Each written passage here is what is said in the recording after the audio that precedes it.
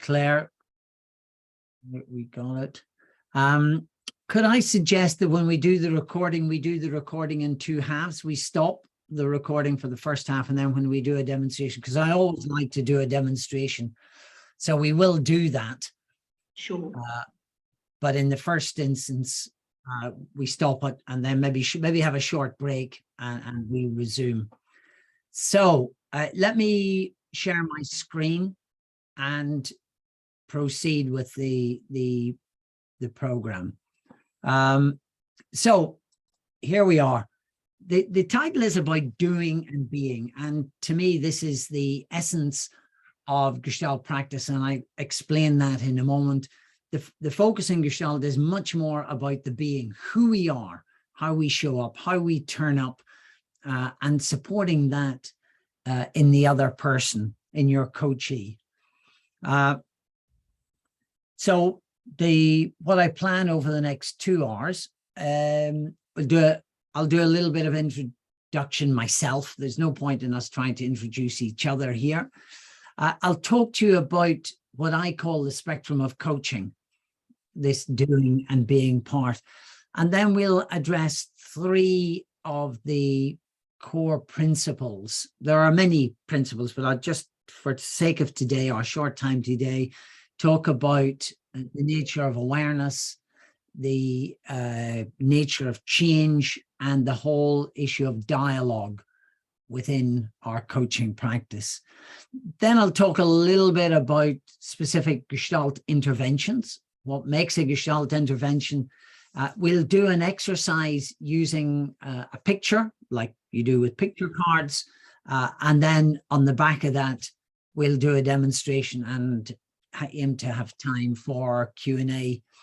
Now, maybe, Claire, if you'd like to monitor the chat box, and if people have questions, you could put up a question.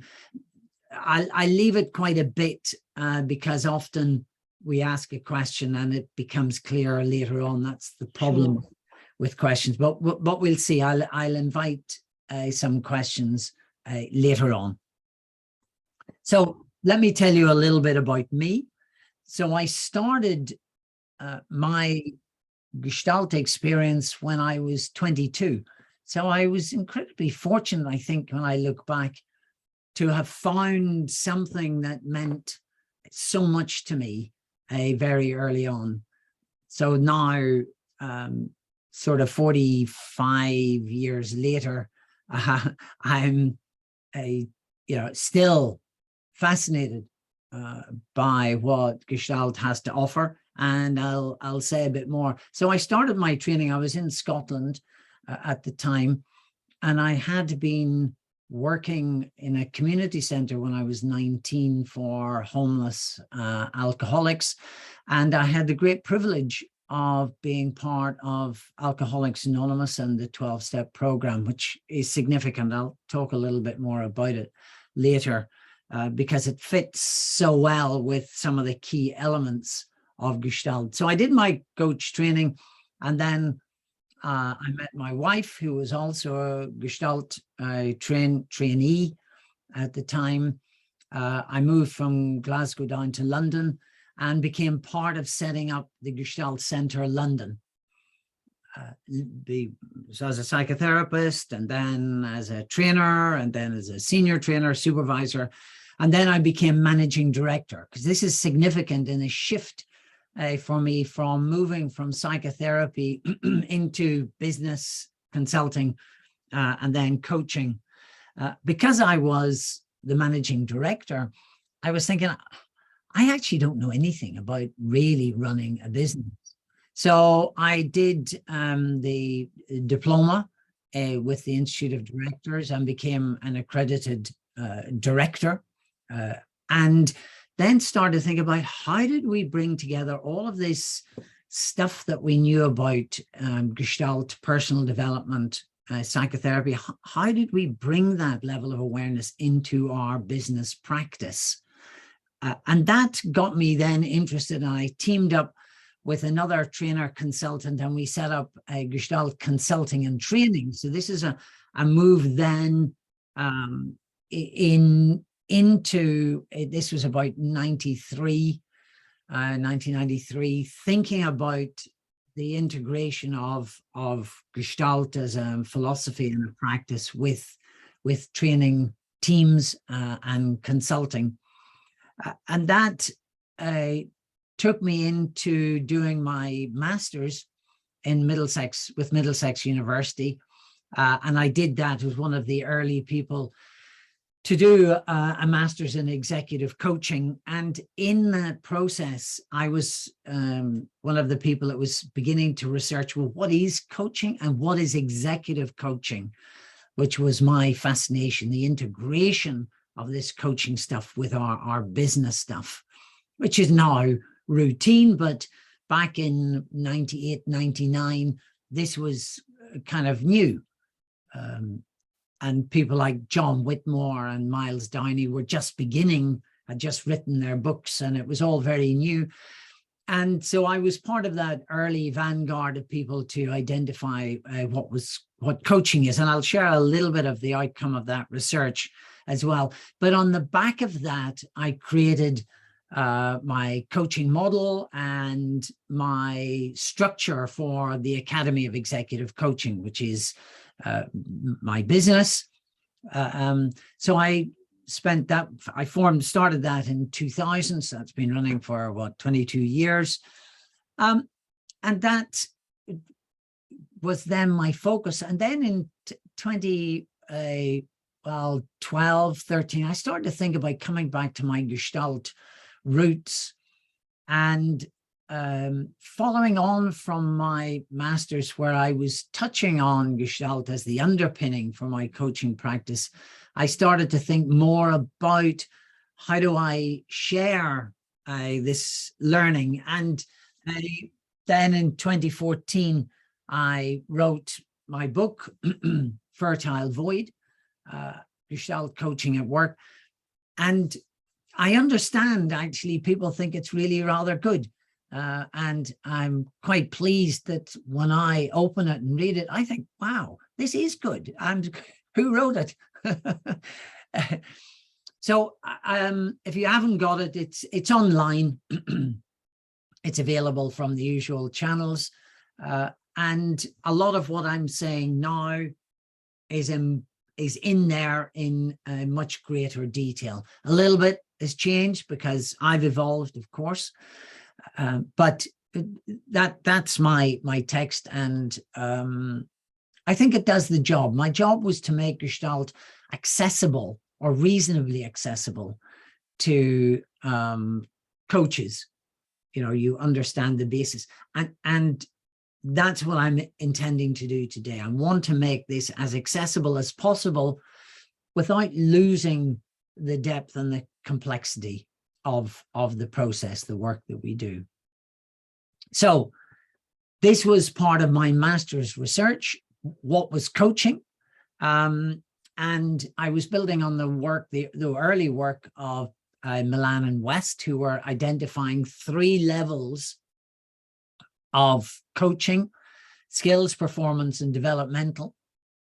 With Gestalt, what I was seeing was that there was yet another level, which I've called existential level. And it's there in my book, all of that stuff. But the existential layer was really a question: who am I? What am I doing? What's the point?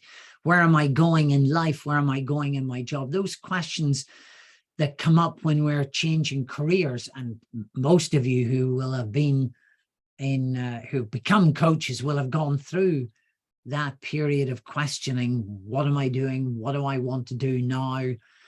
What's my direction? So these big questions are existential. There's a certain type of coaching that works well here.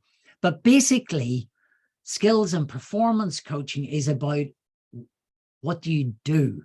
You're helping people to identify behavior change in order to improve performance. And generally that's measurable, and it's often called evidence-based, which means you can see the evidence. If you ask someone to complete something at a certain time, well, you can tell whether they've done it or not. There's evidence there in front of you. The problem with the developmental and existential level is that what is there to measure? Measure improved confidence. Well, you can kind of measure it by looking at what behaviors they exhibit, but you really have to reference how they feel in themselves. Greater sense of well-being, a feeling of joy, of love. These really aren't measurable in the same way as is possible in developing skills and performance. But in a sense, the more important part is the sense of having to get on and do stuff as opposed to just being. Now, I've created a little table here that gives you a basic idea of the distinctions. Here, we're talking really on the red side about achieving goals, current to desired state, behaviors, cognitive analysis, evidenced. The doing here, it's crucial. It's really very important. It's what you do, but it's only half the story.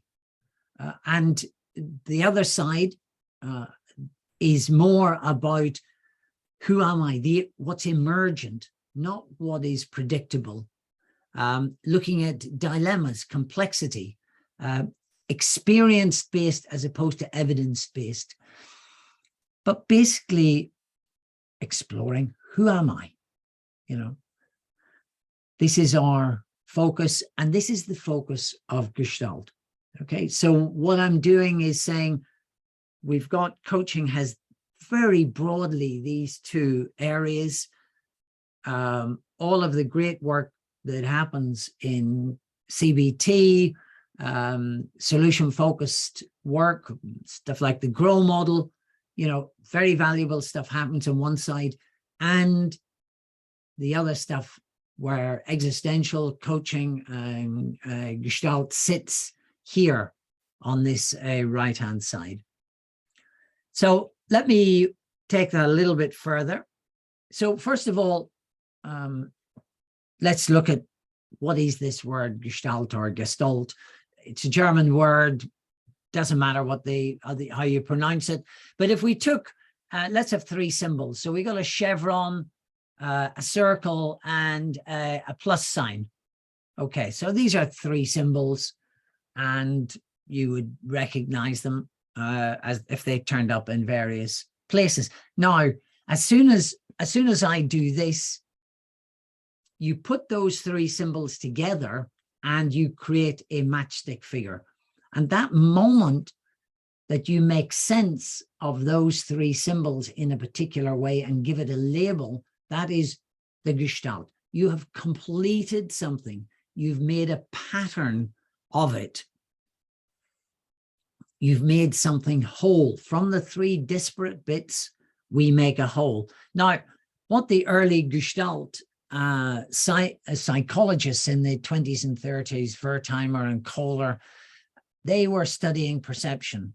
And this is the base of Gestalt psychology as opposed to Gestalt coaching or Gestalt therapy. What they recognize is that we do not see individual components, we see wholes or patterns. Okay, so when you look at this, we've seen that it's a matchstick figure.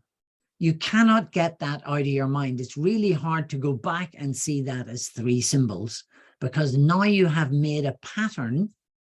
You will want to see the pattern. You want to see this as a pattern with its neck missing and its tummy missing. So, when you look at me, you see my face as a whole. You don't look at particularly at my eyes, my nose, my mouth, my ears, my hair. You kind of put them together as one, and you see the Gestalt, which is my face. Now, the individual components are there, and you can focus down on each individual component, but nevertheless, you're creating patterns. And even if we keep taking bits away, our mind is geared, and this is important, that our mind is hardwired to see patterns. And even if we take bits away, the more we take away, we still look, hey, this isn't a chevron. This is actually a pair of legs. Okay. We all know it's a pair of legs because we saw it as a matchstick figure. So it's a pair of legs, right? Of a matchstick figure. Yes. And oh, there we go. And so, okay. So now something odd has happened. You thought it was a matchstick figure and that was the legs and there was a head somewhere up there, but now the head is here and something else has changed. Okay. So what is happening there? And on a very simple level, we make sense of the world. It works out. We know this is what it's like. Then somehow the world changes and we are left, what? Confused. And what we have to do now is change our perception of the way the world is, because the world out there has changed. This is now a matchstick bird, not a matchstick person. And we have to adapt the way we perceive the world and create a new Gestalt, which we are labeling matchstick bird. Okay. And it's that shifting from one Gestalt to another that becomes the fascination and becomes the basis of how we work. And don't worry, I'll fill it all in for you, but I'm just wanting to set some of the key ground rules here in how we make sense of Gestalt and how we make sense of matchstick birds. Anyway, so Gestalt means whole or complete. So let's look at some of the underlying principles of Gestalt coaching, which focus on, first of all, the developing of awareness. This is our key fundamental focus, is about developing awareness. And those of you who have done meditation, mindfulness, the awareness in the moment is absolutely central, and it's core to Gestalt. The next component is the paradox of change. It's interesting that I have not come across this concept so eloquently described anywhere else. Most of the things you can see, you know, we've got thousands of years of philosophy, and you can usually find some elegant description in Taoism or Buddhism or Sufism or Christianity. There's somebody has encapsulated the essence of one aspect of our humanity. I have not found it described any better than here, so I will explain that to you. And the third component I want to cover with you today is this notion of dialogue. What does that mean? Why is it central to coaching and absolutely core to Gestalt as a way of practice? So these are the areas that I'm going to cover with you, and we're going to do, I'll do a demonstration at the end that will bring it all together for you. So let's have a look at this awareness. Awareness in the here and now.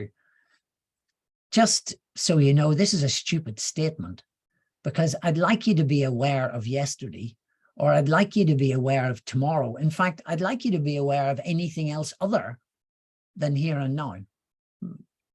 You can't. I mean, it's I've forgotten the word, totalitarian. No, that's the wrong word. Tautology. It's a truism. You can't be aware of anything else except now. But the problem is our minds, which are a massive part of our existence, our ability to think, our cognition, takes us back to the past, or helps us or takes us into the future divisioning, and we lose the moment. We lose it, and therefore this is what being present in the moment is all about. Well, as I said, you can't be anywhere else but here in the moment, but we leave the present moment. Fritz Perls, one of the founders of Gestalt, said, we leave the security of the moment and fall prey to the fears and fantasies of the past and the future. By and large, for us, 90% of the time, certainly us in the Western world, the now is very safe, but we create multiple anxieties about what happened and what's going to come. And this is the core of our work. So being present in the moment, which of course is mindfulness. Now, I want to add in, since I've been, my Gestalt diploma, I've been working on ICF competencies. So I just want to bring in some of the ICF competencies that underpin the work that I'm doing. So under section 7, evoking awareness, perfect. It's exactly what we're talking about. Our focus is to generate awareness and insight.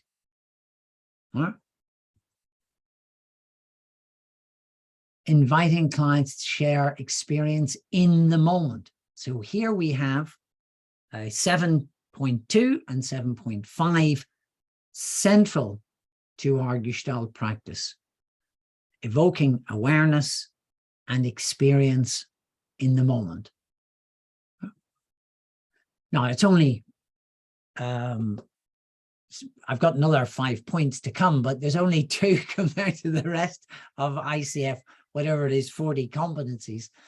But anyway, just to show you that we are, still on track with ICF thinking. So let's have a look at what we are focusing on. When you say, let's be aware in the moment, what is it that we're talking about? So I've created my own, this is my own version, my own model that's integrated from others. Part of my master's was pulling this together. And you can see that I've got the ICF competencies here to back me up. So first of all, which ICF don't mention here in this competency, and I haven't mentioned the number of that one, which is perception here. So Gestalt is very focused on how we perceive the world, how we take in the world. And of course, you're taught to listen, to see what's going on. This is a basic coaching competence. So we're here. Now, Gestalt just puts greater emphasis on how we perceive the world. And of course, the way we perceive the world affects how we behave and how we engage with the world. But our focus is first of all on our perception, the 5 senses. This then takes us automatically to how we feel. So an infant, as soon as you are born, you perceive the world in all its chaos, but you also had feelings right from the moment. And even they say before you're born, there are with certain awareness of both physical and emotional feelings. And this is another part that I emphasize very strongly, is that we cannot have an emotional feeling without a physical counterpart. So if I ask you to think of an irritating situation, could you do that? Just think of something that irritated you. Maybe it's the blinking. I don't know whether you can hear it, but every time I hear there's a little blink, blink, blink when someone comes on, which is mildly irritating. It's no big deal, Claire, don't bother changing it, but I'm just trying to pick up on something. So, something that happened earlier on with your kids or with your partner or neighbor. Think of something that's irritating. Now, what I want you to do is take your hands and I want you to make 2 fists as you think about this incident, okay? And then I want you to frown. I want you to furrow your brow and then grit your teeth And you can even growl if you want. And notice now what happens when you think of that little incident. Suddenly, this little pinking is really driving me nuts. I'm getting, oh no, that bloody noise. Because we have created the physical somatic sensation that exaggerates it. Now, just don't rush away too soon from that experience. Now, what I want you to do is do the opposite. Okay. So that was an irritating, remember the irritating experience. Now, this time I want you to open your hands. I want you to breathe in, relax your jaw, open your forehead, take a deep breath. Yeah, what happens to the irritating experience? It's irrelevant. You know, here I am at peace, got my feet on the floor. I'm going to sit back and really relax into it. And the emotion changes. Yeah, good. This is the basis of relaxation exercises. This is just it. We're shaping our body to change our emotional state, our mind. Okay, but it's primarily we're changing our physical state, and our emotional state goes along with it. And this interconnection is really, really useful to us. Gestalt emphasizes it, makes a big thing, and we'll do this later on, and you'll see how it works. Coaching, by and large, pays nod to this, and there's a lot of work on embodiment, all of that stuff that's now called embodiment. It's all about this stuff. It's about the connection between our emotional and somatic physical being. So, of course, now, what is the third component? And it's blimmin' obvious. Of course, it's our cognition. It's the way we think. Now, don't forget, our cognition comes in later on, you know, and child psychologists will talk about individuation, the child identifying who they are. They have a sense of I, as it comes from the cognition, the thinking, I am. Lots of other stuff about separateness and everything else, but our cognition then comes in to support and make sense of what we sense, our perception, and what we feel. Okay, then we have our cognition that is making sense of that. So Gestalt primarily functions along this bottom line here, perception and feeling, relating it to how we think. By and large, we let behavior take care of itself.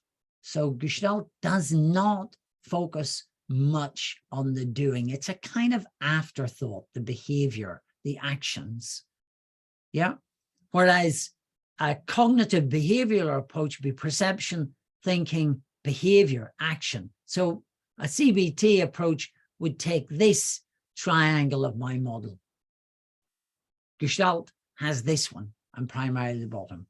And again, we'll build this in and we'll see how this all fits together.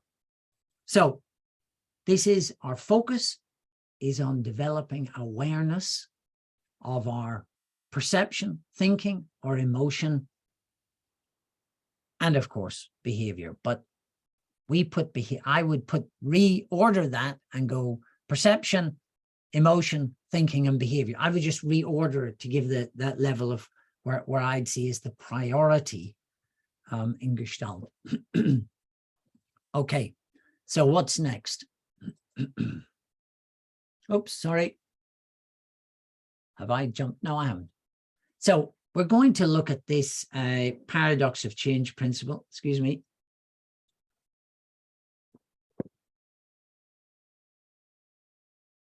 So first of all, in order to set the scene for the paradox of change, I want us to go back to our skills, performance, developmental, existential structure and say a little bit more about that. First of all, so when you are coaching someone, solution focused, performance coaching, the whole point is to take action. Yeah, the grow model, it's the what, the W. What are you going to do? The way forward, the will. Ultimately, that's what you're going to measure, isn't it? The action that's going to be taken as a result of that. So we're going to do something. And of course, you're here and you're going to do the listening to me and then hopefully make some sense of it and use it. And as a result of that, you become different. Yeah. You listen to this presentation, you do some work, you think it through, and you then integrate some elements of Gestalt into your practice. You are then different from where you were before. And this is the basis of our educational system, the doing and acting differently. You change by doing. And the extreme of that is fake it till you make it, right? And we know that that works. There are plenty of people out there saying, you know, if you want to be strong, stand up, be strong, make the gesture and change it. Well, it does. I just said earlier on how if you change your body, it will change your emotions and your mental state. So act differently. And this is the basis of our performance coaching. But it's only half the story. So I keep coming back to this notion. There are two parts to this story, the doing and the being. So let's have a look at the being. This is about accepting the situation as it is. Now, that's strange because I've said this is a mode for affecting change. And yet, what I'm saying is, if we accept the situation as it is, we're going to change. Let me remind you of my 19-year-old radical experience of the 12-step program in the AA organization. The first step is I accept that I am an alcoholic. You don't go any further in the 12-step program till you say, I am an alcoholic. That's who I am. And you accept that this is who you are. And only until you accept that will you continue on the program. So on that extreme end, if that's the case, then why would we not do that? Let me remind you of something else that you all do, and that's active listening. Active listening, reflecting back, summarizing. You all do that. So what is it you're doing? What's the point of doing that? The point of doing that really is to help the person be more aware of who they are. Before you do anything else, you have to understand who they are and how they're feeling about the situation they're in. So what happens when you listen to someone and you reflect back? They change. Now, you've not done anything except listen and hold them in that space. And then something else happens. Something emerges in that they open up, they get anxious, they do something. Something happens when you simply stay with them in this active listening. The radical thing about Gestalt is basically that's all there is to it. Now, you might think that's a bit odd, but Gestalt basically takes active listening to the 100th degree. And we have all sorts, I'll share with you, all sorts of techniques for excelling at active listening, various ways of doing it. And yeah, so we'll come on to that. And that is what we're saying, calling developmental coaching. Now, the real skill comes whenever you're able to weave in and out of both. You're able to start off with, let's get clear what the objectives are. What do you want to do? What do you want to have out of it? We go into the being of who you are. In a sense, almost the grow model has this embodied in it to a certain extent. You've got the goals, and then you've got the the reality and the options, which is more about the being. And then you've got the coming out the other end. In fact, John Whitmore, who is accredited as being one of the people that helped to create the GROW model, it was a psychosynthesis psychotherapist. So, you know, he was already thinking in some respects about this process of the doing and the being within the GROW model. Depends how you use it, of course. But this is where we're going with it. So let me then take you to the Gestalt paradox change, created by a guy called Arnie Beiser, who was a Gestalt psychotherapist and psychiatrist in the 70s and 80s. The interesting thing about Arnie Beiser is that he was paralyzed from the neck down from the age of 23. He was afflicted with polio, and has written a beautiful little book about his life's journey called Flying Without Wings, where he, you know, goes through the whole of his youth. And he was a very active young man in his youth, and at the age of 23, you know, was only alive from the neck up. But so if you're going to look at someone who knows about being and mindfulness, you know, he was there. He became, with his wife helping him, a psychiatrist, and then a well-known Gestalt psychotherapist. So what did he say here? Change occurs when you become who you are. Okay, so that's our active listening piece. You help someone change, and it just happens, occurs when you help them just be who they are. The second bit is a little bit more complicated. Change doesn't occur, not when you try, operative word here, try to be what you're not. So as, excuse me, took me a long time, years to get the hang of this. I got the first bit.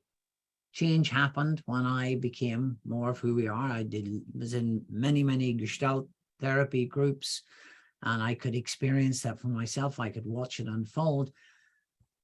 But I could also see that change did happen when I tried. When I worked at it, I could change things. So it took me a while to register, and I've rewritten Arnie's beautifully poetic piece, less poetic, but I think more accessible. Change occurs, yeah, when you accept who you are. This is the 12-step program. I'm an alcoholic, so I accept that I am the way you are. This is important. Then this is the second bit. Change is effort when you want to be different from who you are. Okay, so this is the being and the doing. Being on the top, doing. I put the effort in, I make the effort, I want to be different, fake it till you make it, then change will happen. But you don't have to. There's a whole part of our work, and of course, mindfulness is really in the same vein, isn't it? What are you doing in mindfulness?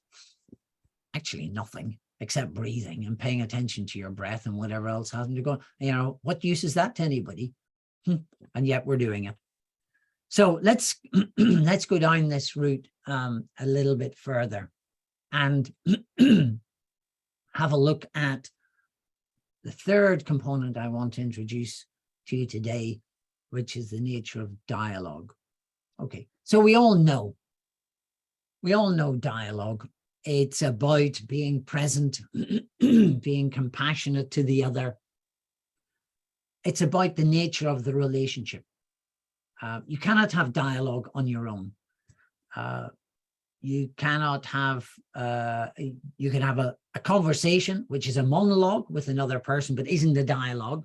So a dialogue is composed of, generally, a willingness to be open, a courageous conversation, the thinking and the feeling together.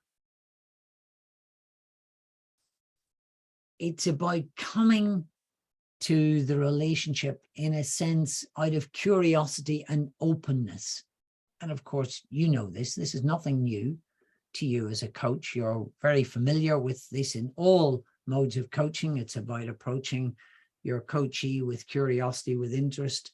And the next point, a little bit more challenging, as two equal human beings, because you also have a role. You've got a coach and you've got the coachee.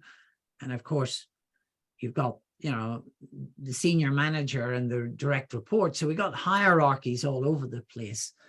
But here in coaching and in Gestalt, absolutely in particular, it's two human beings together.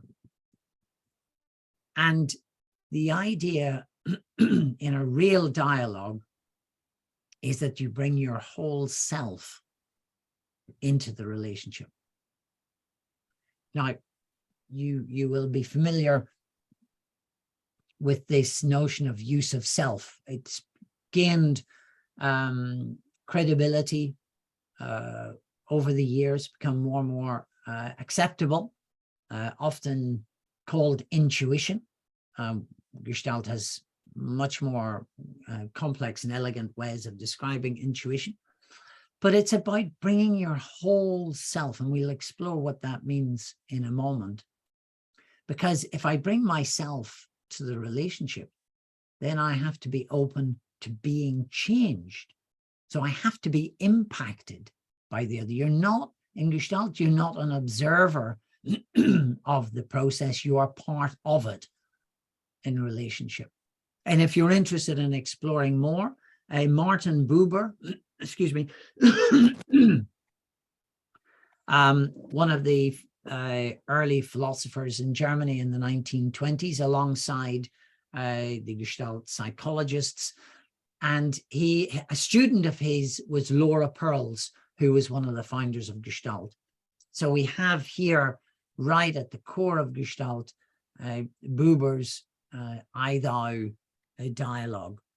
And he, just for those of you who are not familiar with it, Buber talks about I-it relationship. So it's me talking about something else out there, and I-thou being that conversations where we are connected with the other. David Bohm, a physicist, a UK British physicist, who also was looking at the nature of our cosmic reality and how that impacts who we are and the connection between us. And more recently, Bill Isaacs has written a lovely book called Dialogue, about the importance of dialogue in organizations. So these three connect beautifully with Gestalt. So let's have a look at our ICF credentials here. So what does the ICF has to say about this notion of dialogue and use of self? Well, here we go. You're encouraged to use yourself and one's intuition. And I think this is a rather clunky word, and there's a lot more Gestalt, there's a lot more sophisticated language than this very generic word, intuition, gut reaction, to benefit the clients. And of course, that's the point. The point of using yourself is to benefit the clients. You're of service to the client. But hey, here it is. Another one. So you're encouraged to share your use of self, your insights, observations, feelings. Now, the key word, part of this is without attachment. That's the difficult thing. That's the bit that's hard to do. You can share, I feel irritated with you. How do I say that without attachment? How do I say that without judgment? Gestalt has an answer to that. You have to come along and a lot more of our programs to really get it. I'll give you an illustration. But the point is to be of service. So you're bringing your observations, insights, and feelings without attachment to be of service in new learning for your client. And the third one, that's 7.11, and the other one is a 4.6. Well, I just said it's about being open and being willing to be changed. Well, to do that, you've got to be vulnerable. You know, and how many of us? This is 4.6. So you're expected to be transparent, display vulnerability, and build trust. Yeah. But again, that's a challenge, because most of our coaching practice, especially the cognitive behavioral schools, tend to take coaching as at a more objective level. And of course, there are plenty of competencies within ICF that support that as well. I'm not saying it's exclusive. I'm just wanting to point out the parts of the ICF competencies that really support a Gestalt approach to working with the being as opposed to the doing. And so we're using our intuition, we're using ourselves, we're sharing our feelings, and we're displaying vulnerability. Now, how many of you do that in your coaching practice? I imagine not many, because it's actually a very challenging thing to do. It's quite daunting to do these three things in an effective way. But again, this is what Gestalt is all about. So let's have a look at putting all of that together. So that's basically the theory. That's all of the theory and principles I want to cover. There's masses more, plenty in the book, but for our purposes today, this is what we want to cover. Okay, so this is what we know. Awareness leads to change. I've just proved it. We've gone through it. We've gone around it in different ways. We know it. This is what happens. It's not the only way we can create change, but certainly awareness does that. Therefore, you could say that the only goal as a Gestalt practitioner is developing awareness, because if I develop awareness, change will happen. Hey, why not? So awareness of what? So as I've pointed out, there are 4 areas that we are working to help our coachee expand. And we saw that in the ICF competencies: perception, how we feel physically and emotionally, our cognition, and the way we act, behave. So we're focusing on our awareness. And of course, we're doing it right now in the moment, because that's where change is happening. So you say, well, if we know that change happens in the moment and our job is to support, facilitate change, why would we not use the moment to its maximum effect? This is what it's about. We are taking this part of coaching, this part of the ICF competencies, and saying, we're going to focus just on these bits, because if we can leverage those, we can get fantastic change out of it. Yep, you're with me, I hope. I'll come back to this, exaggerate into polarities. That was the little exercise I did with talking about being irritated. I got you to exaggerate it through your body, and then find the other polarity. Let's relax.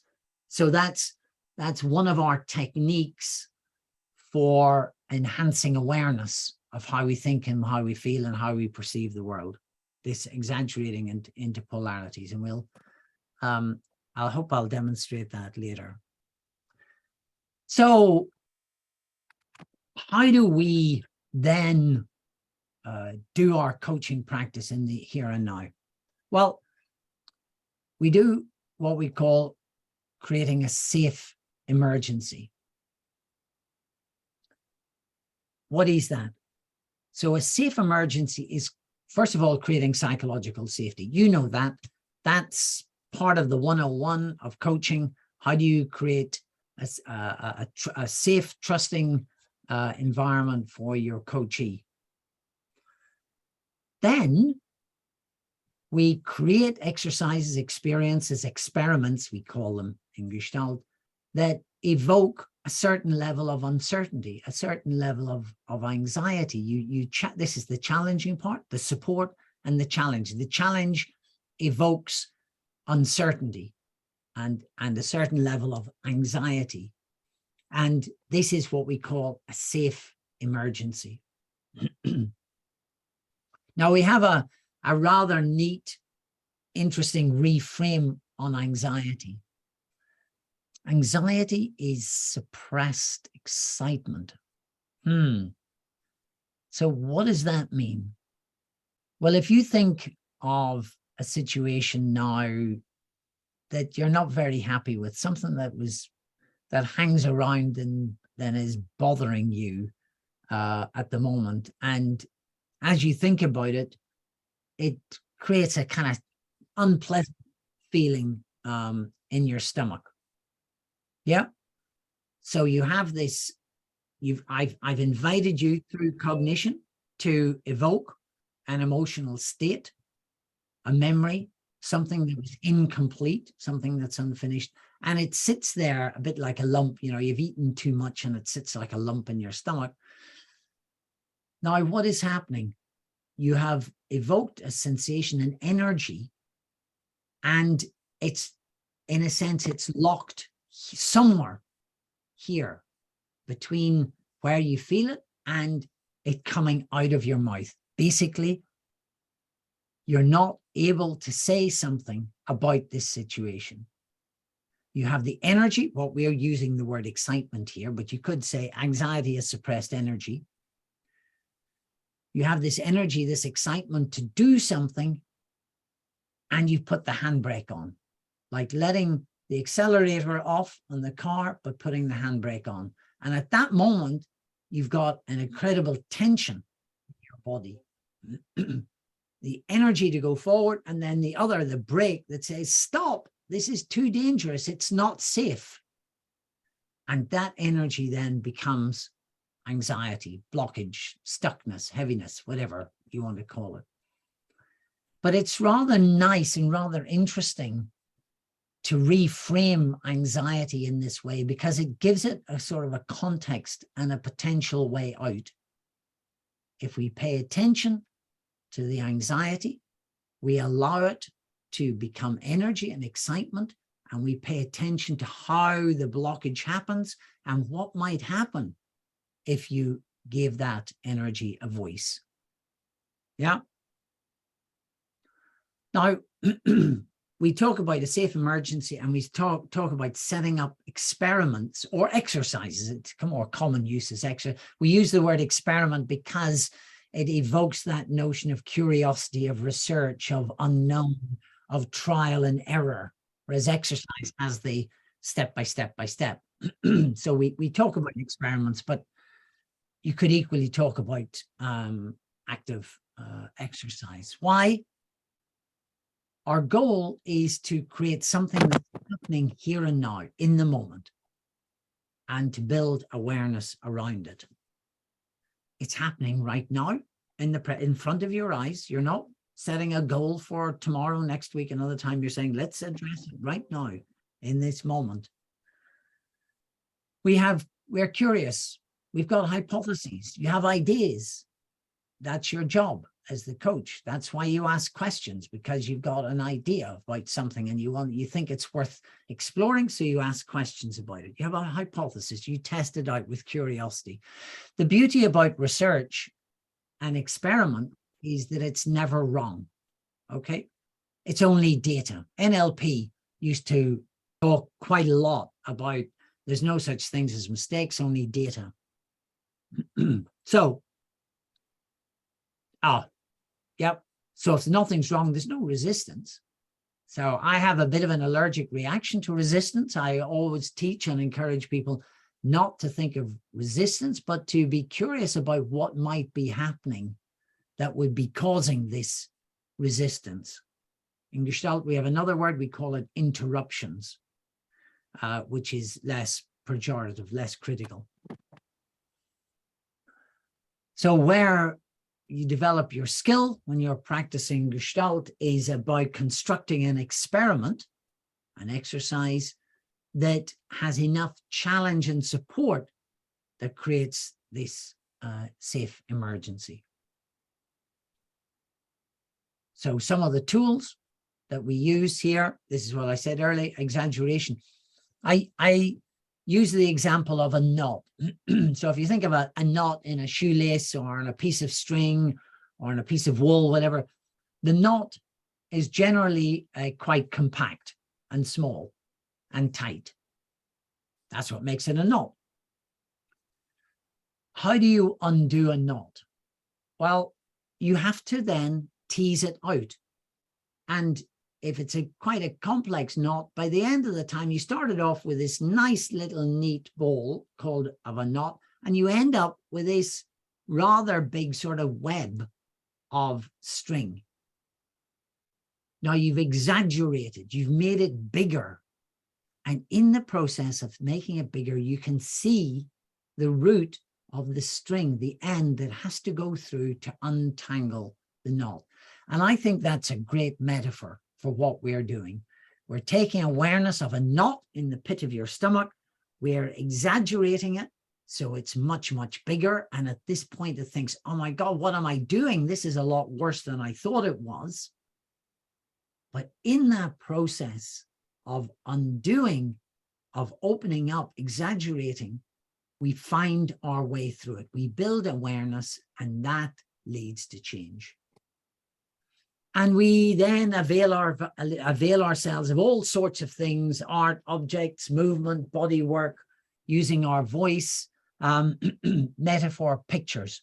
So lots of things that we can use. And if you do any of my Gestalt programs, you'll discover lots of creative tools to create experience. Don't forget, our job is to create experience of who you are right now. Now, I'm going on to a picture. Claire, having now gone through, let me stop sharing and see what questions might be around. So I'm now going to go take you through an exercise where we use a picture card. You just seen it there of a hot air balloon, kind of very ordinary, nice picture. I like it. And we'll walk through that as together. Everybody, we'll do this all together for yourself individually. And then I'll ask one person to, if they're up for doing a demonstration with me, and I'll take that exercise a couple of steps further. So questions, have we any questions here? Or have I explained it so well that nobody has any questions? That's my goal. So you've explained it so well, and I've got one question, and I think there's one in the chat. Oh, wow, only two. Only two.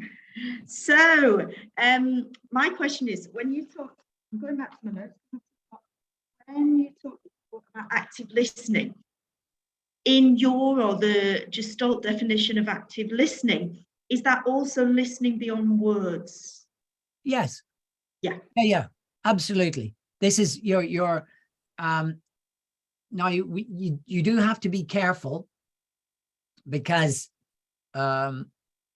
when you're listening, it's coming in your ears and your eyes. Okay. Yeah. And we have our own filters. And you're reflecting back through your filter system. Yeah. And when you talk about listening beyond words, what you're doing is using your filter system to pick up what you suspect are nuances and changes in their tone of voice. And at that point, you're making some hypotheses of what is going on. Aha. So I notice your eyes are getting a little bit watery, and your voice is cracking up a little bit. So I'm hearing that you're upset. Okay, that would be you're listening beyond the words, you're hearing the tone of voice, but you have to be careful, because that's your observation. That's your, what we call it, your projection. The person could say, no, God, it's this bloody hay fever again. I'm so cupped up and my eyes water. I mean, mine do actually. with hay fever. So I'm not upset at all. I'm just, irritated by this bloody hay fever. So we have to be careful when we are listening beyond the words to absolutely hear and make sense of the words, the physical expressions, everything in this reflecting back. But it's your reflection back of what you perceive the other person. And this is when we come down to the very subtle elements of saying you feel bored or you feel irritated with your client. You have to say that in a very, very specific and careful way, because our job is not to judge the other. But yes, absolutely, you're listening and perceiving to beyond the words, but we have a lot of language and a lot of ways of doing that. Brilliant, thank you. So then Trish has got a question. Trish, do you want to share your question? Just because I'm dyslexic and I hate reading out. No, thank you so much. There you go. There's a lovely example of being open and vulnerable. Yeah. And well, vulnerable would be me reading. But and you see, when you disclose that, people's hearts open. They say, oh God, yeah, I can sense that. My daughter's dyslexic, so I know I have some sort of resonance and sympathy with that. Anyway, so thank you, Claire. Trish, off you go.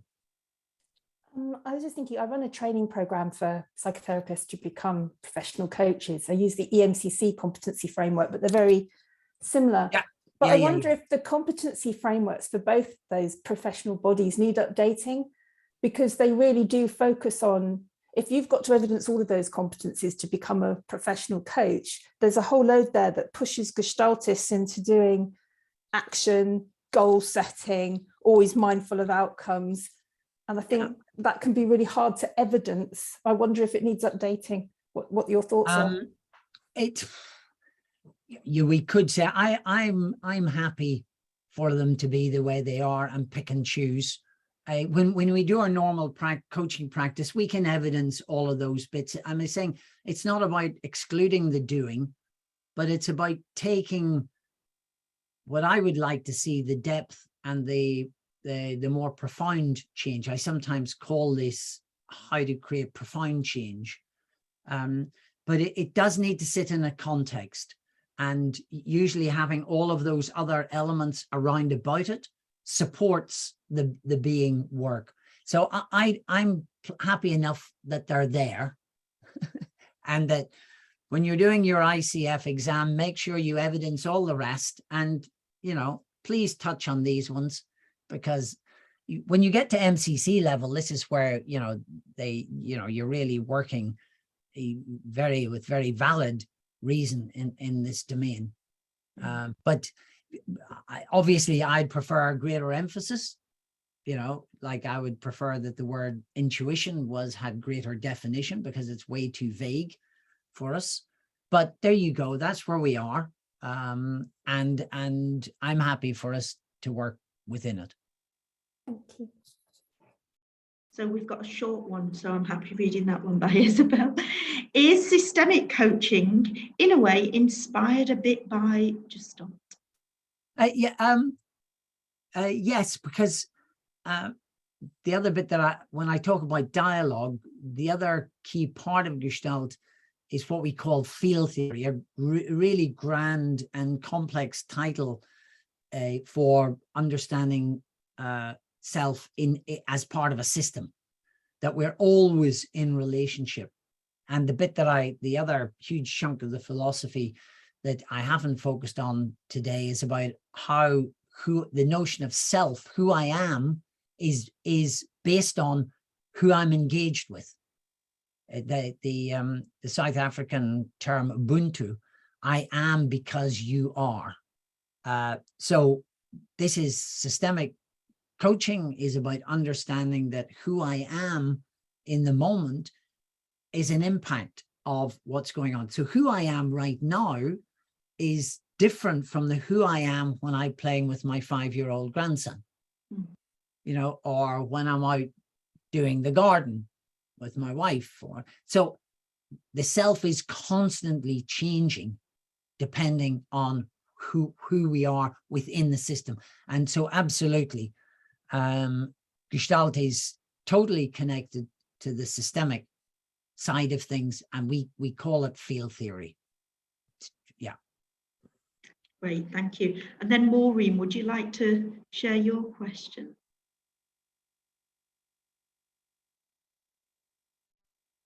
Hi, Maureen, we can't hear you, so I'll read it then. I'm still trying to get my head around change is effort when you want to be different from who you are. Can you expound on that? My feeling is that I can change behaviours, but change who I am is the question, with a rising tone at the end. Thank you. Yeah, can you hear me now? I just wanted to clarify, because when I first heard you and read it, I was much aligned with Bearer's definition. And then when I heard Jaws, I couldn't understand, because I work with global executives, and organizations are always trying to make them fit in, yet they were hired because they were fresh air, fresh blood, different views. And that collision of who I am and why I'm here, and now you want me to be something else. So I didn't understand it, but I think that Maria helped me understand that it will always be effort if you are trying to be not who you are. Is that my understanding now? So that the other question about systemic coaching fits quite neatly in here. Mm-hmm. We are always in Gestalt, the notion of self is fluid. In fact, we can sometimes talk about it like a verb, selfing. There isn't a self. We talk about a self, but the essence is that we're always engaged in changing and adapting, and we're constantly adjusting. We call it creative adaptation, and we're constantly trying to find the best balance between what's out there and our sense of ourselves as we engage.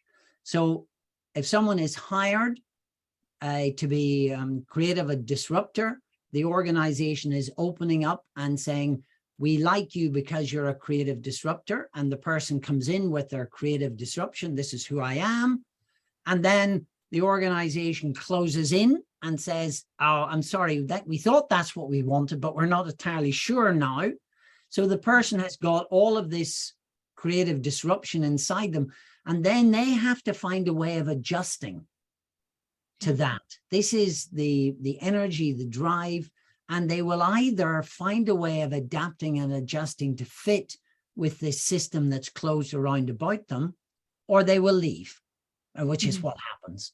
So either the creative disruptor shuts down and they decide, if it's creative, they find a way of accepting the organization as it is for their own reason. They like the cash, they like the location, they like something else, and they make an internal adjustment to accept that they can't have some things. Alcoholic can't have drinks, so they have to accept, this is who I am. I'm this sort of person and I'm adjusting.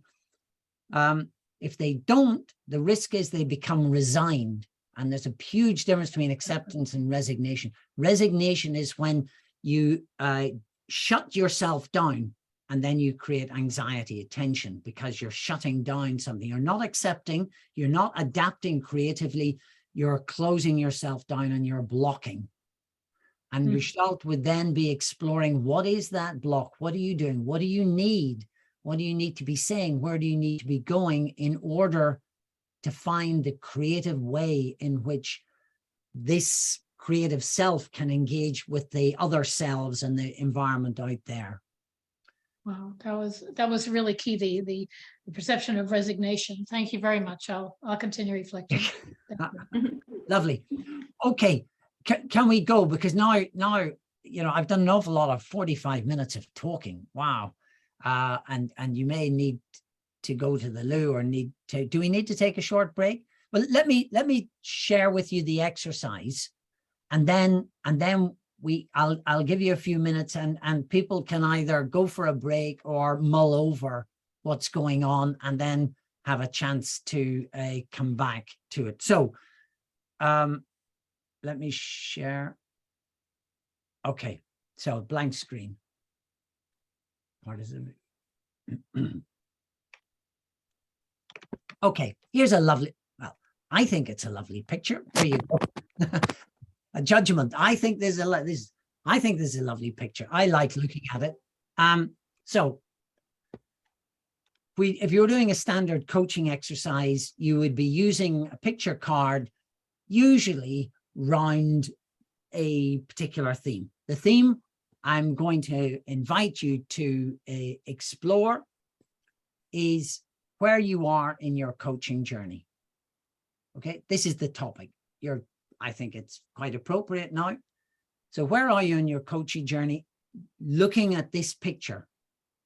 Okay, so we're going to use the picture as a sort of a metaphor, a reference for where you are in your coaching journey. So what I want you to do is to use some words, write it down on a pad. What do you see happening here? If you use like 3 or 4 key sentences of what you see. Okay, I'll not lead the witness by suggesting anything. So you have your own, everybody will see something different and will emphasize it. And what I'd like you to do is focus on one element of the picture. So you've got the picture, there's a number of different elements, and just like you to focus down on that one element. And take a few moments, and then we'll take a break, to reflect on how this represents you on your coaching journey.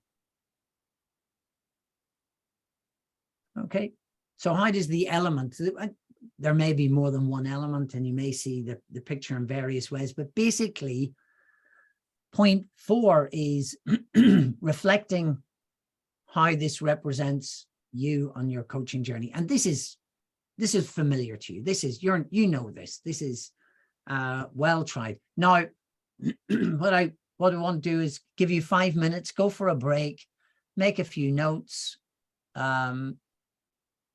look at the picture, think of what it is, and just so we take 5 minutes break, and I'll leave the picture up so that you can reflect on it if you wish, or go for a break. And I will do the same.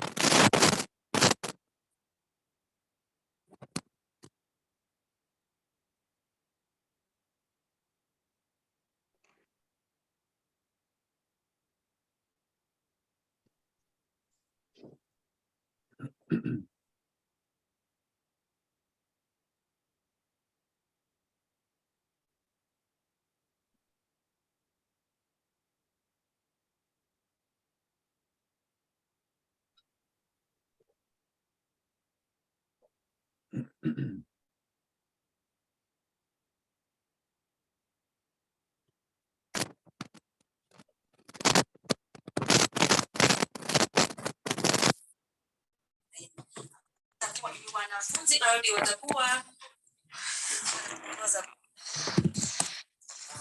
jioni ya kupitia kwa mtandao wetu wa Facebook page yetu ya Radio Maria Kenya Nairobi. Kunayo sala kwa mama wa uchungu, kuomba neema ya kipekee. Mama mbarikiwa na bikira mwenye uchungu, malkia wa mashahidi, uliyesimama chini ya msalaba na uliyemtazama mwana wako akifa, nitazame kwa huruma yako kimama, inaye kusikitikia kwa sababu ya upanga uliochoma moyo wako wa mateso ya maisha yako, na kuomba uniangalie kwa neema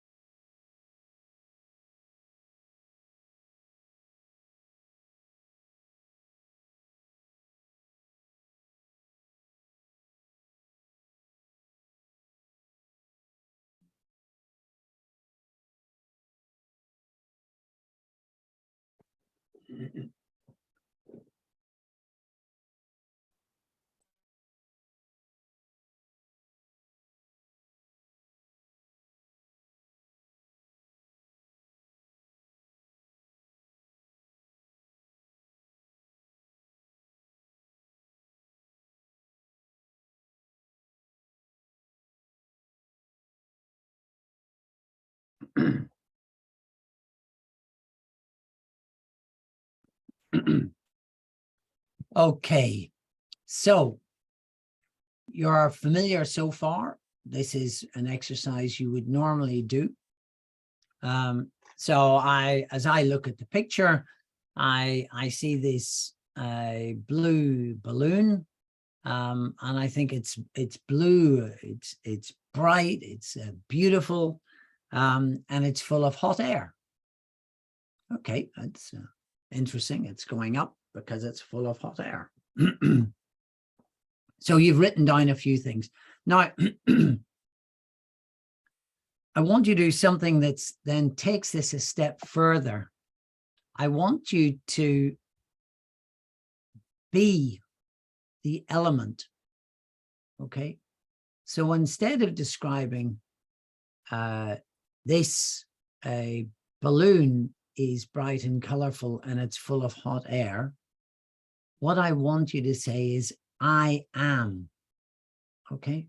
So I would say, I am bright and beautiful and full of hot air. Well, you know, I've got quite a nice shirt on today, and I'm doing an awful lot of talking and might be considered hot air by some people.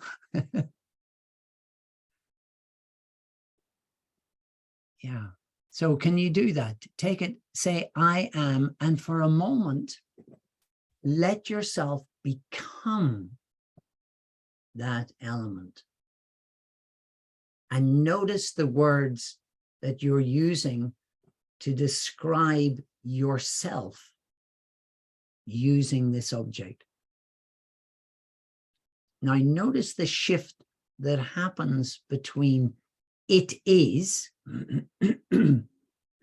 bright and beautiful, to I am bright and beautiful. This is the key step that we focus on in Gestalt. It's moving it from a cognitive analysis, it is, to an experience, I am, the being. I am bright and beautiful. I am full of hot air.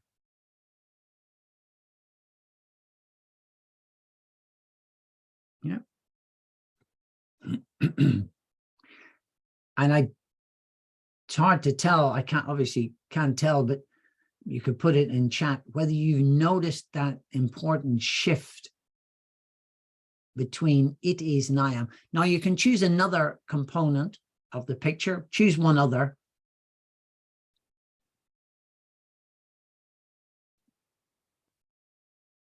I'm choosing here this car with the van. So this car looks like it's very solid. It's rather dull, but it's incredibly functional. You know, it's practical, you know, it's towing this trailer. So it's really useful. It is really useful. It is very solid. It's gray. It is. Now, when I say I am, so I am dull. I am functional. I am useful. Now you hear that difference between it is and I am. And then I have to think, well, isn't that interesting? I've chosen two elements in this picture that are kind of a polarity, aren't they? I've chosen the one part that's bright and colorful and up there, part of my coaching journey, being bright and colorful. I'm here, I'm performing, as it were, for you, full of hot air and colorful. But there's another part of me that's actually very serious, very down to earth, a bit dull. You know, when it comes to earning the money to, you know, look after my family and do the jobs that need to be done, I'm quite dull at sometimes. I'm functional. I'm quite strong when it comes to that. So I can feel the connection between those two parts of myself. And I said earlier, we exaggerate into polarities. This is so often what happens. So in that, I'm just by picking two objects here and describing myself, I become aware of two parts of myself. Now I could choose any one. I could choose the blue sky, the green grass. And in doing so, I identify different components of my personality. And then because we've set the context of the coaching journey, or it could be your relationship with your colleagues or your relationship with your clients, whatever. What that does is builds a greater awareness of yourself and your experience. So I'm now going to suggest that we stop the recording and start again and invite people to one person to come on and share and do a coaching session with me, just following on from that, what they got from it, just to check. Okay, Trish. So let's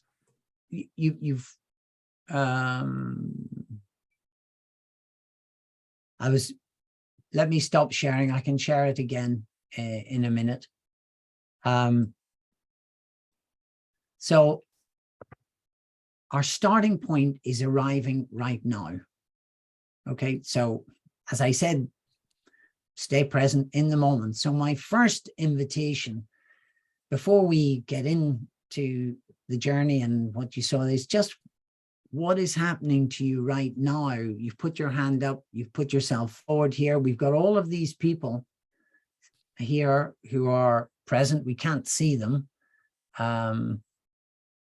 So just tell me what happens to you when you look at what's going on. I would be happy if you put your cameras on, folks, because it's about connecting and about being aware of the system. So, do put your cameras back on so that Trish can see who she's engaging with. It's not just a private session with me. This is a session in relationship with you. And just notice, Trish, what's it like watching the pictures of people coming on screen? What happens to you? The ones I had up all had their pictures on anyway, so it wasn't any different. I already knew they were there. Good. And so what happens? What as you think about preparing for our little session together? And I was thinking, am I mad to volunteer? I'm used to being the person doing the demo, not on the receiving end, so I thought I'd challenge myself. Yes, yeah. And I'm glad that Claire gave me the get out if I end up sobbing into the camera or something, and I have the option to not let it go out, but that's what's going on at the moment.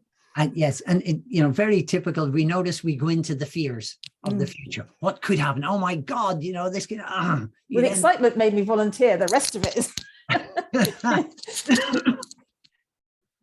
So just take a moment. Let yourself be aware of that sensation that happens when you think about your concerns about opening, sharing yourself. Notice what that's like in yourself, in your body. What do you notice about your inner sensation?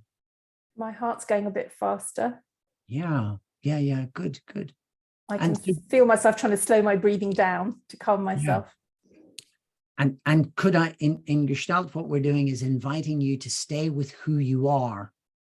And so rather than slow yourself down, just let your heart beat, just let it go, just keep watching it and accepting the racing heart.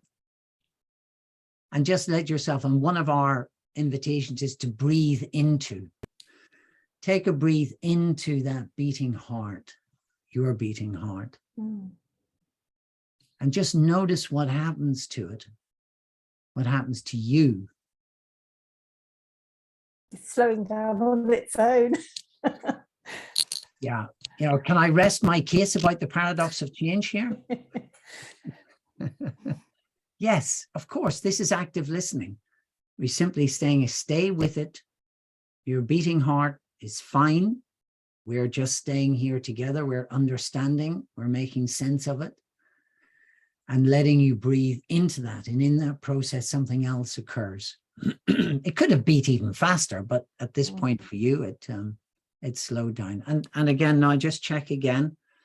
Take a breath. Maybe close your eyes to check your internal process, your sensations in your body, the physical and the emotional. I'm both got freezing cold fingertips and I'm sweating at the same time. Wow, lovely polarities here. So all sorts of things we could focus on. But for the sake of our exercise, let me focus you on the picture. Now, do you need to see it again, or no, I know what it is. Embedded in your mind? Fantastic. So, do you want to tell me about the object first? Let's talk about the object. What did you choose, and what did it represent for you? I'm the one that's hot and sweaty now. I'm going to be joining you in a minute. I saw, even though that's not necessarily what was actually there, I saw balloons taking off or landing. I wasn't sure. Oh, wow. Yes, yes. You know, I have done this exercise hundreds of times and I've never thought of them landing. But indeed. So you're identifying with the balloons, but you're not sure whether they're taking off or they're landing. Yeah. Okay. What's that? What's it like to not be not sure? What's that quality of that unclarity or uncertainty? Before I changed it to I am, it was frustrating. I got to make a decision. I feel like it's tough. I'm frowning. Yeah. Yes. And when you say I am. When I said I am, instead of, I'm not sure if I'm going up or down, is it going up or is it coming down? I thought I'm hovering. Yes. I could go either way. Yeah. Oh, lovely. I have the freedom. I have choices. Wow. Yes. So yes. So all we have to do is just stay there and experience that hovering. And what is that? What sense do you have in your body and your being? Just staying with the awareness in the moment, the hovering. I can feel the tears pricking at the backs of my eyes. That's actually quite a beautiful place to be, where I can choose. Yes. Instead of what I thought was really difficult. It actually isn't. It's a beautiful place, and I can take my time. I can hover for a while if I want. Yes. Yeah. That sounds to me lovely. I can feel that delight of hovering there, and the prickling behind your eyes is just what the beauty of it. You asked it about finding a second thing to focus on, and I just saw the sky, so that I am the sky, and it's like I'm infinite. Yes, look at that lovely gesture. Yeah. I can be whatever I want to be. I can include others in it. The hot air balloon suddenly became others, which fits with the choice and decision that I have to make. So I can include others. Lovely. Now, another little focus we have in Gestalt that brings it down to the nature of relationship. So you've said beautifully, I can include others. Could I invite you to look at the others that are on your screen right now and say, I can include you? Just go to gallery view. Yeah. Yes, please. I can include you. Yes. Yeah. Take a moment to savor that. When you look at the faces in this gallery that are showing up, hello. You look around and you say, I can include you. I am including you. I am including you. Yes. Oh, I love you. Sorry about that, but Yeah, I love you all. Yeah. Yeah. And just take a moment to stay there. You see where we're going? We're just taking one step at a time, not going. I have no idea where we're going. But neither have I. Yes. Yeah, great. So here we are. We're on an adventure. It's like being in a hot air balloon. The wind's going to take us somewhere, but we don't know where. So just take a moment, because you said that it sounded to me, and I could feel a certain feeling touched. I love you. Just take a moment to be there and breathe into that sense of yourself.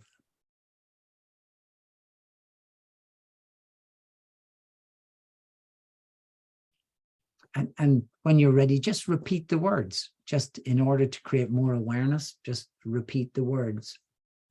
It's taken on a slightly different slant, but the I love you. Yeah. And let this slant, this is what happens. It changes everything. Once we become aware of one thing, I expect that there will be a slight nuance, a change, a different emphasis. So let's just roll with the change. So what's changed? I love you. Yeah. And I love them. Yeah. And that's the hovering. Them or you? Yes. I'm trying to do both. That's my choice. How do I do that? Yeah. So you've identified some choice around loving them or you, or so let yourself now. It seems to me obvious that we just stay with the uncertainty. Is that right? Is it uncertainty? And we're back to the uncertainty. Are we going up? Are we going down? Is it them? Is it you? Let's see if we can see what happens if we just hang in there, hover in that space for a moment. Is it them? Is it you? And just let yourself notice what happens when you stay in that space of them, you. My mind is constantly going, I want both, I want both, I want both. Yeah. I want both. I don't think I can. Yes. Yep. Yeah. So I have no idea what that means. It's interesting, as you do it, I can feel a certain tension in myself. I want both. I want both. And for me, it becomes a slightly anxiety provoking. Is that how it fits for you? It's tension. Yeah. And a risky tension. It's there's Sorry, feels what? Risk. It feels like there's risk involved. Yes. Yeah. It's a risky tension somewhere in there. Okay, fantastic. Yeah. So I'm looking for patterns as a Gestalt person. I'm always looking for things connecting up with other things. And I'm remembering right at the beginning, there was the lovely floating sense, the hovering, but there was also yeah, I've gone back to that again. So we're kind of back to a sort of a tension. And of course, all the time I'm creating this safe emergency. I'm helping you feel safe, but also stay with the tensions and the anxieties, because they usually indicate there's a sort of something not working quite well enough there. So let's just continue. We're just on a journey together. I'm hoping you're getting some insights. No idea what these things mean to you. I still don't either. Yeah. Two of us. And I can make some sense of them myself. I can see how the hovering and the openness to them and others and you, and yeah. So just take a breath and see where we've come to.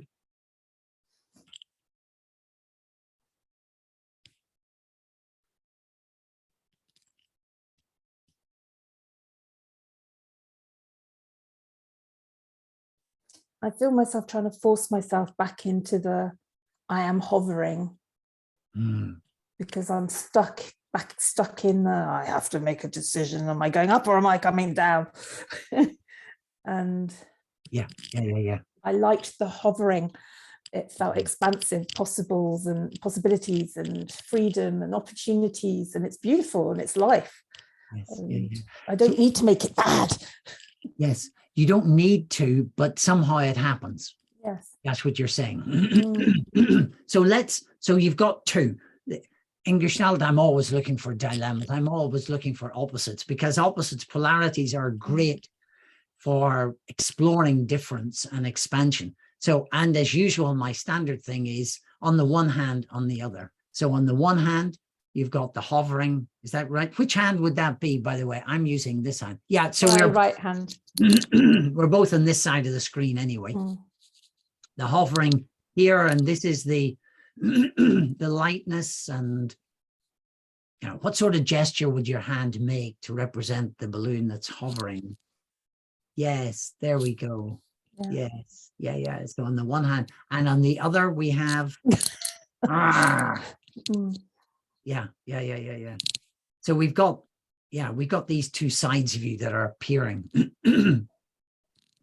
and so in standard Gestalt form, we explore just one side and the other. We go from one side to the other to find out, well, we don't know, to become aware of what is the relationship between these parts of yourself, and how can they, ultimately, how can you help them function better together? So let's just repeat. We're just going over some of the ground again. So choose one. I know this one really well. I'd like to look at that one. Okay, let's start. I'm with this one nearly every day, so let's go You're for at this one. Lovely. Yeah. So let's just stay for a moment in the light. Let yourself feel into this side. We'll come back to this side in a minute, so you can set that aside for a moment. It's not that we're leaving it, we're just setting it aside. So give yourself a moment to get back into the hovering as part of who you are. And use your hand. Let me see your hand. I am, yeah. Oh, you are. Sorry, it's just lowered on. Okay. And just, embody that. I am hovering. I am. As soon as I do that, I want to put both arms out again. Yes, go for it. Yeah. Feel the hovering and all of the qualities that go with that. Yeah. Do you want to just describe some of the qualities? Tell us what it's like. And you can do it too, folks. When you notice me, I'm joining in. So do join in.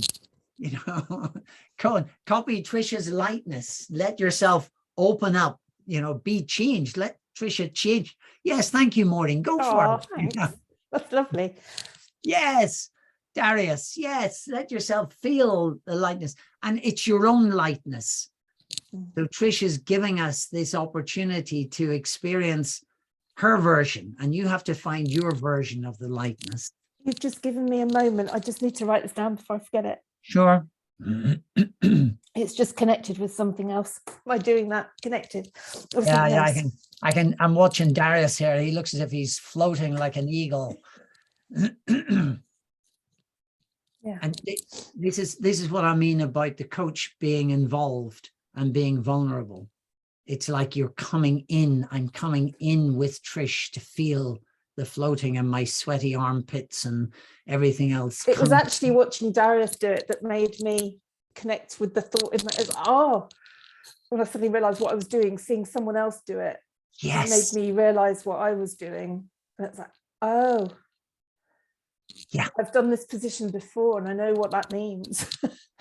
Yes, lovely. You see what happens? So when the coach or the group embody what's going on, it offers, Darius wasn't doing anything except his own thing.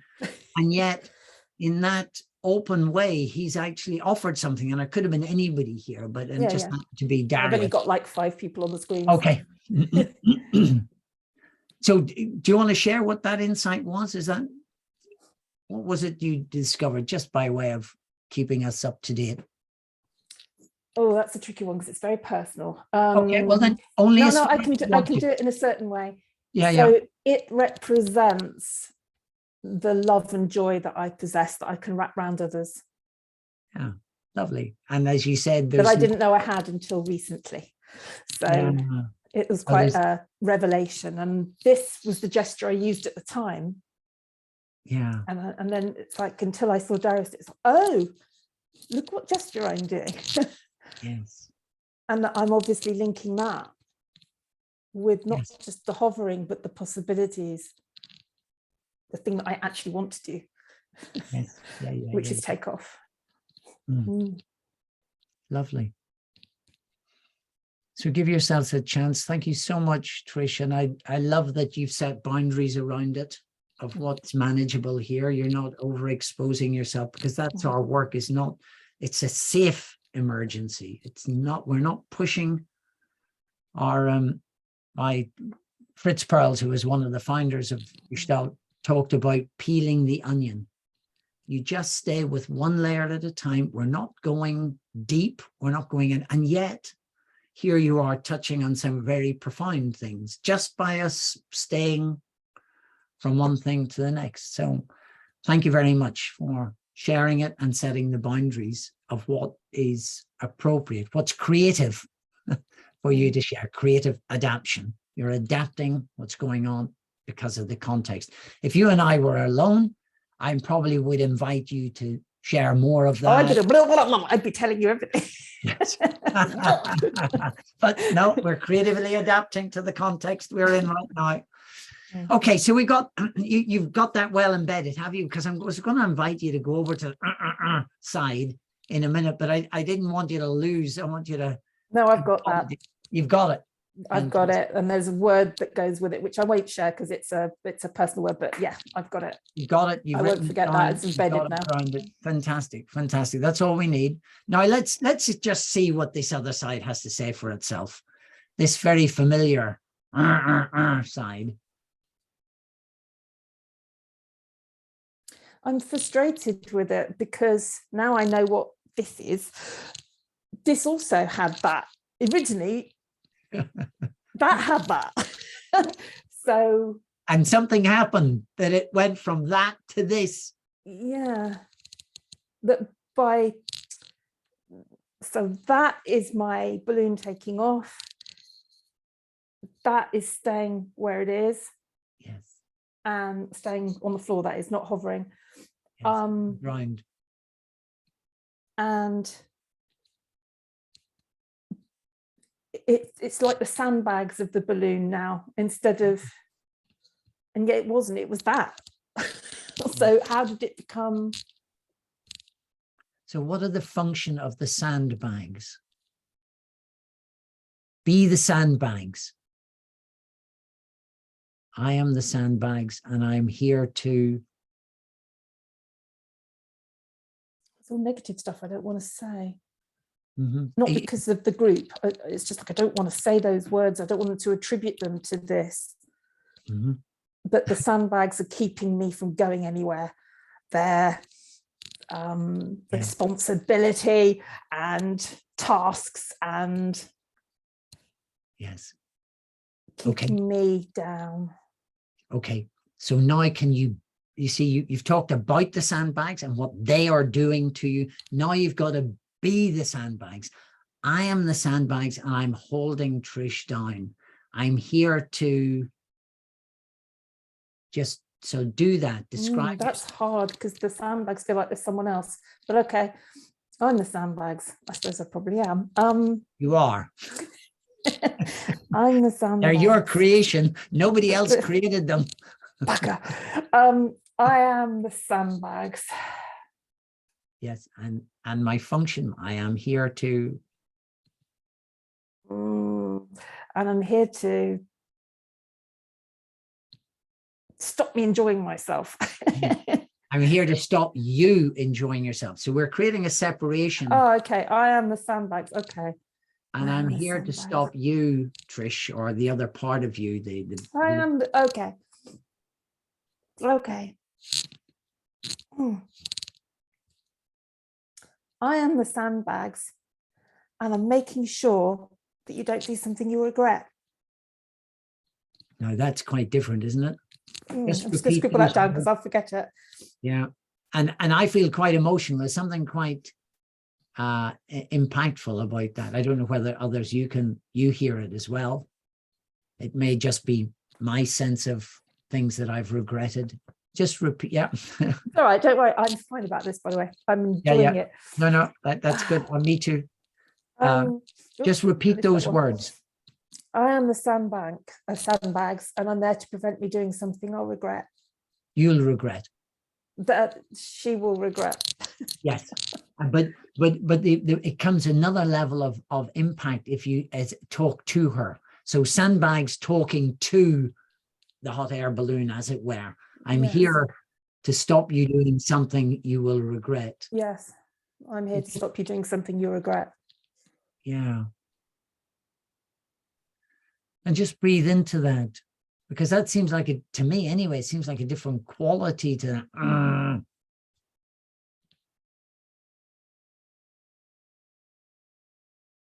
Yeah, because it stopped the was other people. Yeah. In the problem. The sandbag is me in the problem. Yes. So instead of angry with everybody else that's creating this hovering issue, actually it's me creating it. Yeah. So and I kind of knew that because I knew that it would be about something I might regret. But I hadn't necessarily associated it in that way. Yes. Yeah. Lovely. So this is, as you take responsibility for it, the sandbags become kind of useful in some way. They become, is that right? That's how I'm hearing it. Something you'll regret. I'm not sure I need them. Yeah. Well, I don't know. This then, is so compelling. I'm not sure I want the sandbags. So maybe they're there because the other thing's too compelling. So another thing we do is we keep this dialogue going internally. I'm not sure I need you, because it's about the quality of connection. Gestalt is all about how we connect with the different parts of ourselves and how we connect. So could you say, I'm not sure that I need you, sandbags? I'm not sure that I need you, sandbags. I'm not sure I need you, thanks. Yeah. And what would the sandbags say back? We need to draw to a close in a minute. So, well, they're saying, but what if? Yes. Have you thought of everything? Yes. But what if? Yes. Well, then I'll do something different, won't I? Sorry, that one's now saying, well, then I'll do something different, won't I? Different. Yes. So now what's happening is we're having a bit of a dialogue. So instead of it being polar opposites, by untangling it and looking at it, we're discovering that these sandbags and these things that were in irritation are now saying, look, just take care. I can go up and I can come back down if it doesn't work. Who knew? And of course, you couldn't come back down if you didn't have the sandbags. I think that's the mechanics of these things. You need the sandbags. Turn the fire off, probably. Turn the fire off, yes. Now, we need to draw to a close. We've got 5 minutes. We're going to take a moment. We started out saying that the overall arching context of this was your coaching journey. We've gone on some journey. I've just followed you step by step, being curious, following, noticing. If we come back and try to make some sense, so we're now moving up from experience at the end of a coaching session, especially like this, it's important to add some cognition, the cognition and the behavioral bit, and the what sense did you make of it and what do you need to do component. So I think being you, Trish, you'll have already worked out a load of that stuff, but maybe for the sake of the exercise, you could share what's possible to share about your sense making. In a normal coaching session, this would now take another half hour to say, so what are we going to do? How are we going to do it? And I've got all of that. That I already knew all of that. The bit, it was just the sandbags, but actually, for some reason, I didn't realize I could go up and then come back down again if it didn't work out. Ridiculous hearing myself say that, but it's true. So now I'm going to go up and I will come down if I need to, because I can. I could anyway. I don't know why I didn't think I could. So that just didn't seem to be an option, and it is. So going up, I know exactly what I'm doing. And of course, my assumption is that you couldn't see that because it was caught up with anger. And there were so many shoulds. And there's so many. The sandbags were shoulds. Yes. And actually, that's not what the sandbags were at all. Yeah.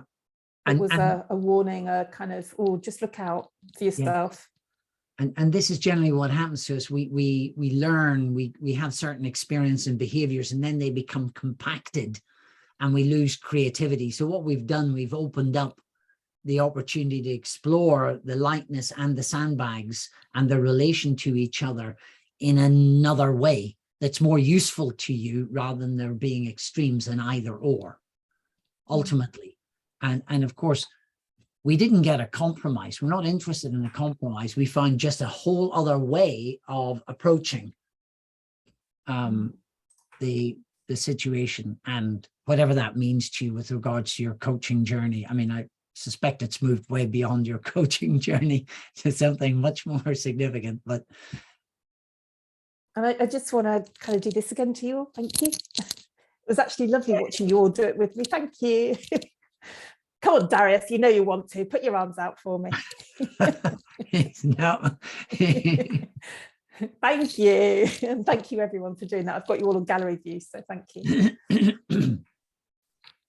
And just, folks, do you see what difference it does make when you replicate? This is active listening, but physical listening and physical reflection. You are reflecting back physically. And most of the time we get quite constrained in our bodies, and our bodies have so, we've just seen, thank you so much, Trish, for allowing yourself to be so thank you. expansive.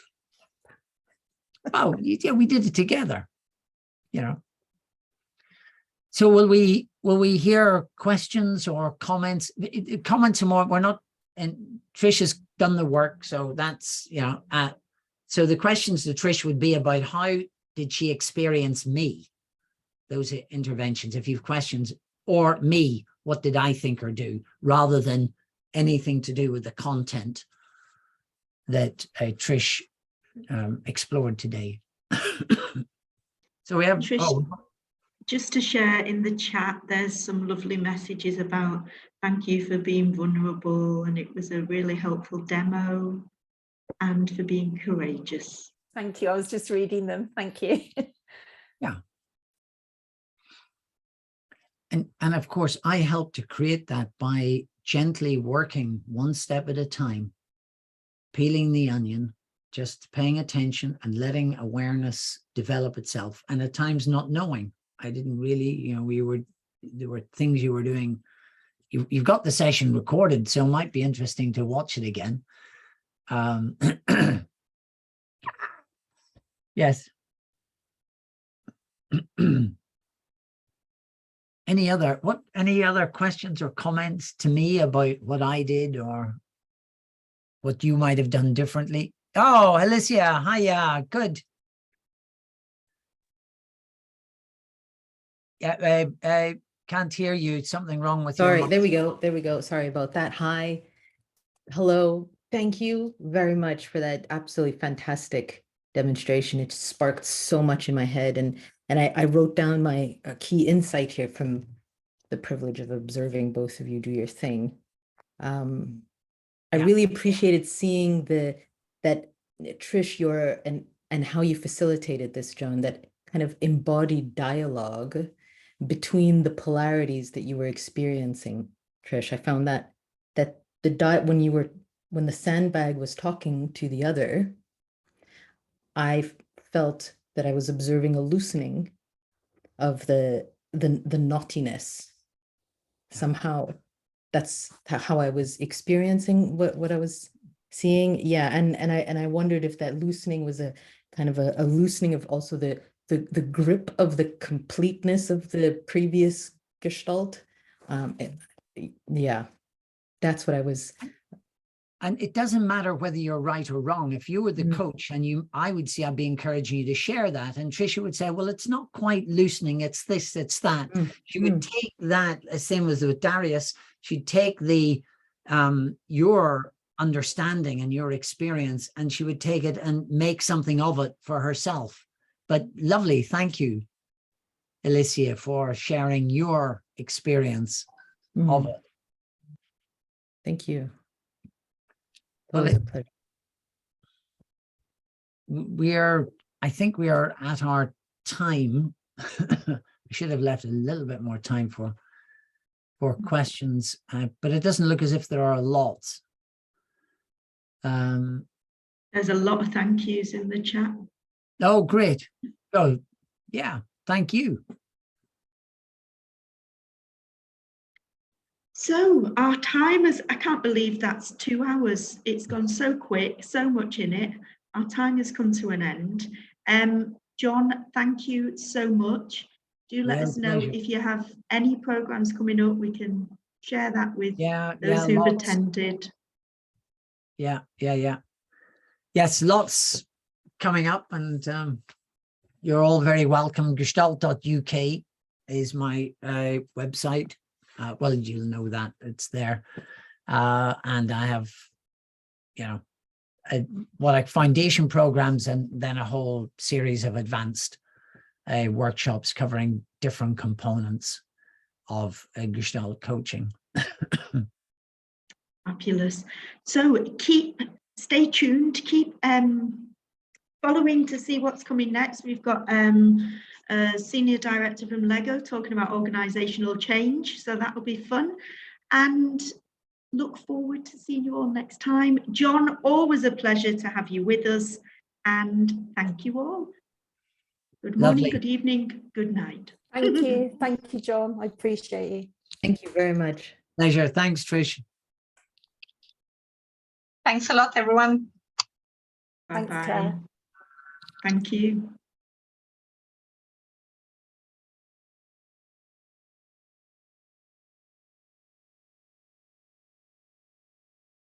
Okay, there was Trish had sent a question in there. We didn't. So what I thought, John, there's 1 or 2 questions from before. If you want, I'll send you the chat. If you want to blurt them, I can send them out in the thank you email. Okay. Some of them are I'll quite do that. difficult to answer. Now, I do move house tomorrow, so I can't promise it'll be tomorrow, but I will get them to you early next week. Okay, lovely. Terry, are you still there? Are you frozen? No. I think she's frozen. She's Dr. either Hatton's still frozen there. or cut out. She's gone. I just want to say zillions of thank you. And that was really very, very intriguing and interesting. And I learned a lot today, really a lot. Thank you very much, John.